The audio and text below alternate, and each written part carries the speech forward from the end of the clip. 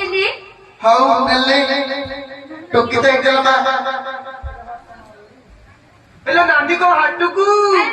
नारे बाड़ी के तो घर को हाँ चल तो हेले से